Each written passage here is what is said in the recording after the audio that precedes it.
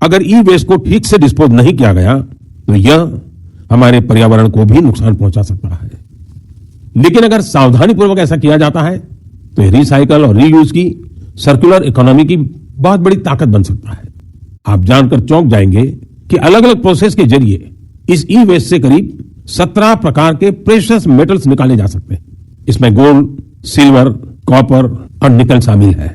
इसलिए ई वेस्ट का सदुपयोग करना कचरे को कंचन बनाने से कम नहीं है। हाई वेस्ट रिसाइकलिंग को सुनकर जनरली हमारे माइंड में म्यूनिसिपैलिटीज द्वारा कलेक्ट किया गया सॉलिड वेस्ट आता है, जिसमें प्लास्टिक वेस्ट भी इंक्लूडेड रहता है। फ्रेंड्स, यहाँ तक इन्वायरमेंट पर हार्मफुल इंपैक्ट की बात आती है तो म्यूनिसिपैलिटीज द्वारा कलेक्ट किया गया सॉलिड वेस्ट बहुत ही कम रिस्की है जब इसे हम कंपेयर करते हैं ई वेस्ट से, यानी कि इलेक्ट्रॉनिक वेस्ट से। फ्रेंड्स, ये ई वेस्ट इन्वायरमेंट के लिए जितना ही हार्मफुल है उतनी ही बड़ी अपॉर्चुनिटी इसके साथ एसोसिएटेड भी है। तो आज हम बात करने वाले हैं ई वेस्ट रिसाइकलिंग पर एंड इस फील्ड में इमर्ज हुई अपॉर्चुनिटी पर। फ्रेंड्स, आईटी इंडस्ट्री कई डिकेड से हमारी लाइफ को इजी कर रही है, लेकिन वही दूसरी तरफ पुराने unused printers, CPUs, UPS and computer system के साथ यूज होने वाले कुछ और इक्विपमेंट्स एंड इसी के साथ हमारे हाउस होल्ड के इलेक्ट्रॉनिक्स जैसे कि refrigerators, TV, phones, washing machines etcetera आज इन्वायरमेंट के साथ साथ ह्यूमन बींग्स एंड बाकी लिविंग ऑर्गेनिजम्स पर बहुत हजार्डस इंपैक्ट डाल रहे हैं। एंड ये सिचुएशन आने वाले समय में और भी भयानक हो जाएगी जैसे जैसे हमारी ईवी इंडस्ट्री ग्रो करेगी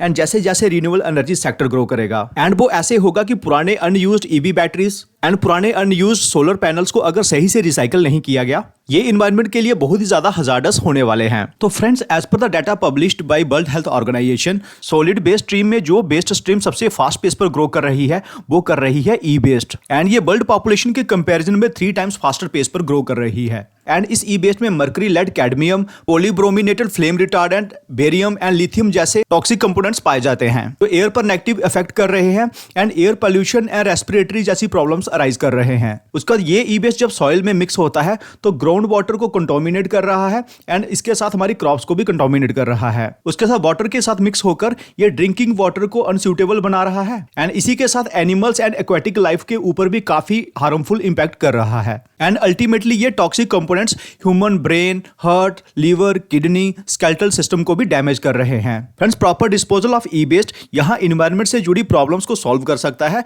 वही दूसरी तरफ इन ई वेस्ट से कुछ इंपॉर्टेंट कंपोनेंट्स भी निकलते हैं जिन्हें नए प्रोडक्ट में यूज किया जा सकता है। सिर्फ यही नहीं, इससे काफी वैल्यूएबल मेटल भी एक्सट्रैक्ट किए जाते हैं जैसे कि copper, gold, silver, Palladium and platinum. And friends, यही कारण है कि फ्यूचर में ई वेस्ट रिसाइकल इंडस्ट्री काफी हॉट थीम रहने वाली है, वैसे ही हॉट थीम जैसे आज ईवी इंडस्ट्री है या रिन्यूएबल एनर्जी सेक्टर है। फ्रेंड्स, ई वेस्ट रिसाइकलिंग इंडस्ट्री में ग्रोथ कितनी हो सकती है, क्यों हो सकती है एंड ये ग्रोथ कब स्टार्ट हो सकती है, ये सब जानने से पहले हमें ये जानना होगा कि ई वेस्ट रिसाइकलिंग की कैटेगरीज क्या है। तो फर्स्ट कैटेगरी में हमारे आईटी के इलेक्ट्रॉनिक्स आते हैं जिसमें हमारा कंप्यूटर, हमारा लैपटॉप, उसके साथ यूज होने वाले इक्विपमेंट्स एंड हमारा मोबाइल फोन आते हैं। फर्स्ट कैटेगरी में ही हमारे हाउस होल्ड के इलेक्ट्रॉनिक्स भी आते हैं जिसमें हमारा टीवी, रेफ्रिजरेटर, एसी ये सब भी आते हैं। तो फर्स्ट कैटेगरी में ग्रोथ क्यों हो सकती है एंड कब से हो सकती है, ये जानने के लिए हम कुछ डाटा देख लेते हैं। तो यहाँ आप देख सकते हैं कि जितना भी ई वेस्ट जनरेट हो रहा है स्पेशली आईटी से रिलेटेड एंड हमारे हाउस होल्ड इलेक्ट्रॉनिक्स से रिलेटेड,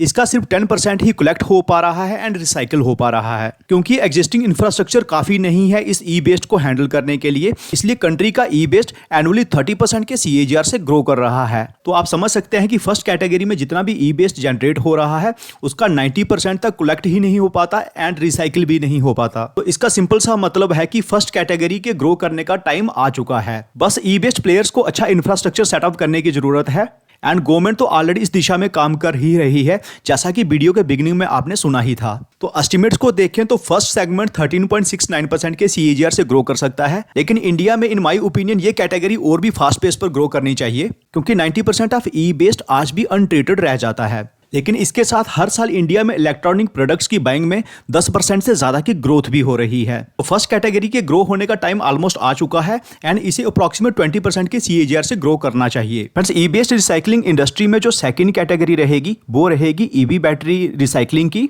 एंड थर्ड कैटेगरी रहेगी सोलर पैनल रिसाइकलिंग की। इन दोनों ही इंडस्ट्रीज में जो ग्रोथ है वो 2020 के बिगिनिंग में आना स्टार्ट हो गई थी, लेकिन उसके बाद ये पूरा का पूरा साल कोविड में खराब हो गया। तो हम मान के चल सकते हैं कि जो एक्चुअल ग्रोथ है वो 2021 से आना स्टार्ट हुई है। तो यहां तक ईवी बैटरी की बात आती है, इसकी एवरेज लाइफ 10 से 12 साल की है, मीन्स अगले 5 सालों में वो टाइम आ जाएगा जब हमें ईवी बैटरीज को रिप्लेस करने की जरूरत पड़ने लगेगी। एंड वो एक ऐसा टाइम होगा जब ई बेस्ड रिसाइकलिंग इंडस्ट्री और भी लाइमलाइट में आ जाएगी, स्पेशली ईवी बैटरी रिसाइकलिंग को लेकर। लेकिन ऐसा हो सकता है कि तब तक इस इंडस्ट्री के स्टॉक्स कई गुना बढ़ जाएं, क्योंकि हमने एक सिमिलर अपॉर्चुनिटी चैनल के एस्टेब्लिश होते ही स्टडी की थी, एंड वो थी वेस्ट वाटर ट्रीटमेंट इंडस्ट्री की। फ्रेंड्स, पानी का संकट उतना गहरा भी नहीं हुआ है, लेकिन जिन कंपनीज को हमने शॉर्टलिस्ट किया है वो पिछले 1.5 साल में कैसे ग्रो की हैं वो आप यहां पर देख सकते हैं। यहां पर आयन एक्सचेंज जुलाई 2022 में 175 के अराउंड हुआ करती थी, वो अप्रोक्सीमेट 650 का हाई लगाने के बाद आज 520 के अराउंड है। सिमिलरली वाटेक वैग लिमिटेड जो कि जुलाई 22 में 235 के अराउंड हुआ करती थी, वो आज 800 के अराउंड पहुंच चुकी है। एंड थर्ड कंपनी यानी कि ईएमएस लिमिटेड को हमने 5 मंथ पहले ही पिक किया था, एंड वो भी 80% के अराउंड ग्रो कर चुकी है। एंड ऐसा ही आपको कुछ ई बेस्ड रिसाइकलिंग इंडस्ट्री में होता हुआ दिखेगा। फ्रेंड्स, जहां तक ईवी बैटरी रिसाइकलिंग मार्केट की ग्रोथ की बात आती है तो ग्लोबली ये मार्केट 25.8% के CAGR से ग्रो कर सकती है बिटवीन 2023 टू 2031। तो इंडिया में भी ग्रोथ इसके आसपास की ही रह सकती है, एंड ये ह्यूज ग्रोथ है। तो फ्रेंड्स, यहां तक सोलर पैनल्स के रिसाइकलिंग की बात आती है तो एवरेज लाइफ इनकी 20 से 25 साल होती है। तो इंडिया में सोलर पैनल रिसाइकलिंग मार्केट में ग्रोथ आने में थोड़ा समय लग सकता है, लेकिन जो ग्लोबल एस्टिमेट्स हैं वो है 28% के CAGR के बिटवीन 2022 टू 2030 तक। तो इंडिया में सोलर पैनल रिसाइकलिंग मार्केट कैसे ग्रो करती है ये आने वाला समय ही हमें बता सकता है। तो फ्रेंड्स, यहां तक सोलर पैनल रिसाइकलिंग मार्केट की बात आती है, ये मार्केट कब तक ग्रो कर सकती है उसे जानने के लिए हम कुछ डाटा देख लेते हैं। तो इंडिया की प्रेजेंट जो इंस्टॉल्ड सोलर कैपेसिटी है वो 72 गीगावाट की है, एंड एक्सपेक्ट किया जा रहा है कि बाय 2030 ये 280 गीगावाट की हो जाएगी। By 2035 India significant amount of solar panel based generate करना स्टार्ट कर देगा। And according to International Renewable Energy Agency, India world का 4th largest solar panel based producer हो सकता है बाय 2050। तो सोलर पैनल बेस का जो टोटल साइज है वो आज के टोटल ई बेस्ड जनरेशन के कंपैरिजन में 1.4 टू 2.3 टाइम्स ज्यादा हो सकता है। तो मींस फ्यूचर में सोलर पैनल रिसाइकलिंग मार्केट भी काफी बड़ी मार्केट होने वाली है, लेकिन इसे थोड़ा टाइम लगेगा क्योंकि सोलर पैनल की लाइफ ज्यादा होती है as compare to EV batteries. तो डाटा से हमें पता चलता है कि e based recycling market future में मैसिव ग्रो करने वाली है, एंड ऐसा नहीं है कि ग्रोथ सिर्फ 5 साल 10 साल या 15 साल के लिए होगी या किसी पॉइंट पर जाकर ये सैचुरेट करने लगेगी। तो ग्रोथ यहाँ अभी स्टार्ट ही हुई है जो कि चलती ही रहेगी। तो इस ग्रोथ का बेनिफिट लेने के लिए कैपिटल एंड गेन्स प्लेटफॉर्म से मैं सुशील देवल आपके सामने कुछ बिजनेसेस रखने वाला हूं जिन्हें हम साथ में मिलकर स्टडी करेंगे।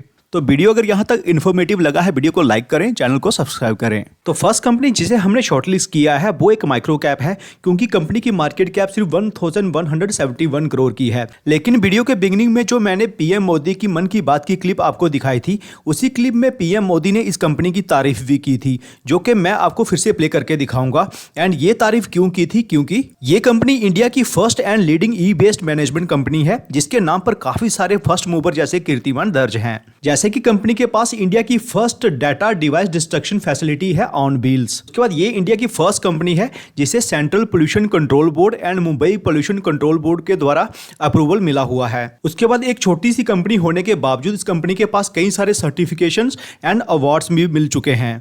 यहाँ पर कुछ अवार्ड्स कंपनी को यूएसए से भी मिले हुए हैं। उसके बाद मैनेजमेंट ने यहाँ ये बताया है कि वो IT, cellular phones and medical equipment की रिसाइकलिंग पर ज्यादा फोकस कर रहे हैं, क्योंकि ये हाई वैल्यू रिसाइकलिंग प्रोडक्ट्स हैं। लेकिन होम अप्लायंसेस यहाँ पर वॉल्यूम ज्यादा होती है एंड वैल्यू कम होती है, उनका फोकस इस सेगमेंट पर कम है। क्योंकि अगर वो IT, cellular phones and medical equipment की रिसाइकलिंग के लिए 50% कैपेसिटी भी यूज करते हैं, तो वो वहां से 150% तक की वैल्यू अचीव करते हैं। जबकि होम अप्लायंसेस के लिए अगर वो 100% कैपेसिटी भी लगा देते हैं तो वैल्यू वहां पर 100% भी डिराइव नहीं होती है। तो होम अप्लायंसेस के कंपैरिजन में IT, cellular phones and medical equipment से कंपनी 3 टाइम्स तक ज्यादा वैल्यू डिराइव करती है। एंड फ्रेंड्स, यही कारण है कि कंपनी के ऑपरेटिंग प्रॉफिट मार्जिन्स बढ़ते बढ़ते आज 39% तक पहुंच गए हैं। सिर्फ यही नहीं, कंपनी की बैलेंस शीट एक्सीलेंट है, क्योंकि रिजर्व्स 38 करोड़ के हैं एंड बोरोइंग सिर्फ 6 करोड़ की है। उसके बाद इतनी छोटी कंपनी होने के बावजूद लगातार पॉजिटिव कैश फ्लो भी जनरेट कर रही है, एंड लास्ट फाइनेंशियल ईयर में कंपनी ने 16 करोड़ के कैश भी जनरेट किए हैं। लेकिन उससे भी बड़ी बात यह है कि प्रमोटर्स ने अपनी होल्डिंग को कम नहीं किया है, बल्कि बढ़ाया है, जो कि 71.66% हुआ करती थी, एंड वो आज बढ़कर 73.35% है। तो कंपनी का नाम है, मुंबई में काम कर रही इको रिको ने मोबाइल ऐप से ई वेस्ट को कलेक्ट करने का सिस्टम तैयार किया है। भारत को ग्लोबल रिसाइकलिंग हब बनाने में मदद कर रहे हैं।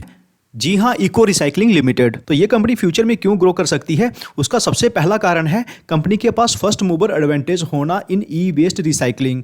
दूसरा कारण यह है कि इंडिया में जितना भी ई वेस्ट जनरेट होता है उसमें से सिर्फ 10% ई वेस्ट ही रिसाइकिल हो पा रहा है। तो इट मीन्स कंपनी के पास बिजनेस की कोई कमी नहीं है। उसके बाद नेक्स्ट रीजन ये है कि कंपनी के पास जो एग्जिस्टिंग कैपेसिटी है वो है 7200 मैट्रिक टन, जिसमें से company presently 3000 metric ton capacity को यूटिलाइज कर पा रही है। उसके बाद फरवरी 24 में कंपनी ने 18,000 मैट्रिक टन की कैपेसिटी का एडिशन किया है। उसके बाद मैनेजमेंट का कहना है कि जो कंपनी के पास पहले की 7200 मैट्रिक टन की कैपेसिटी है उसमें से 6000 मैट्रिक टन वो यूटिलाइज करेंगे एंड 6000 मैट्रिक टन वो नई फैसिलिटी में से यूटिलाइज करेंगे। तो ओवरऑल इस फाइनेंशियल ईयर में कंपनी 12,000 मैट्रिक टन की कैपेसिटी को यूटिलाइज करने वाली है। तो ये एग्जिस्टिंग कैपेसिटी यूटिलाइजेशन के कंपैरिजन में 3 टाइम्स से भी ज़्यादा है, क्योंकि एग्जिस्टिंग है 3000 मैट्रिक टन।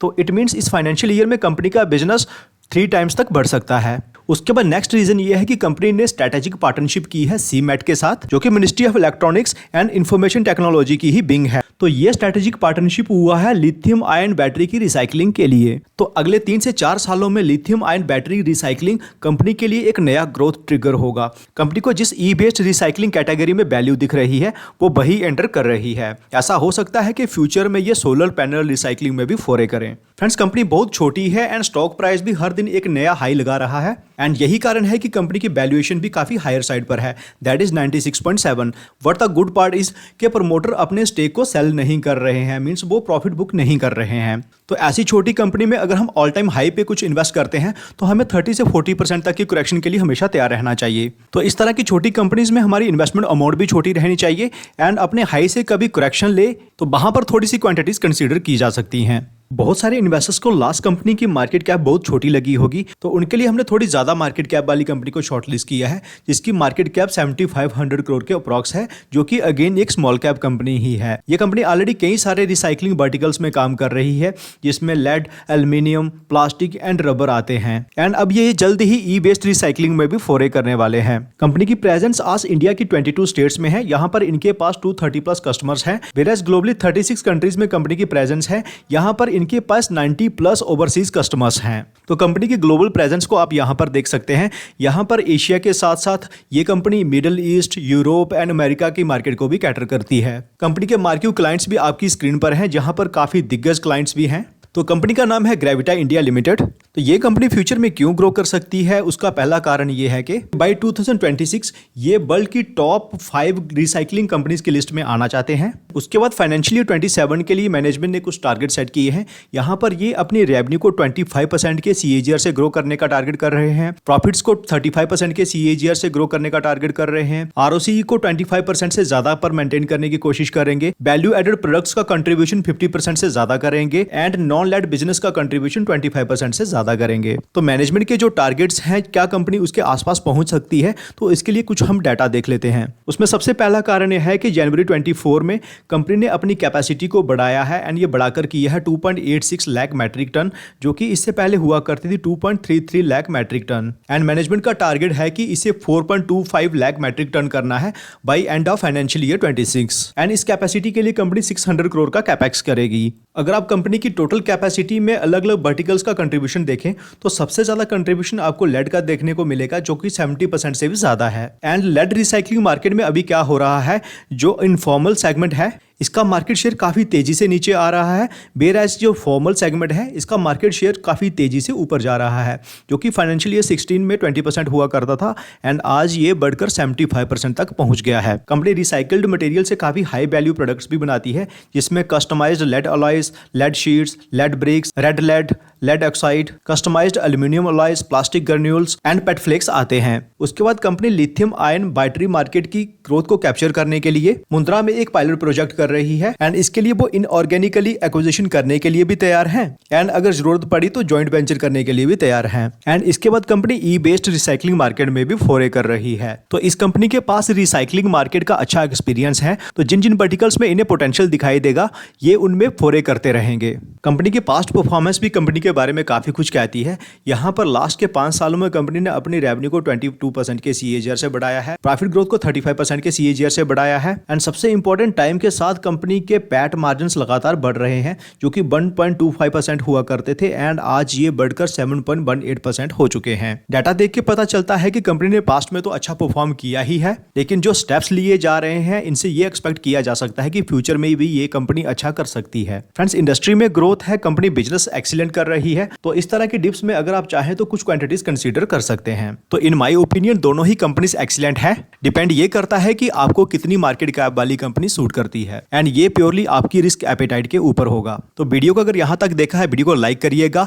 कैसा लगा वीडियो कमेंट सेक्शन में जरूर बताइएगा। तो मिलते हैं आपसे अगले वीडियो में, टेक केयर।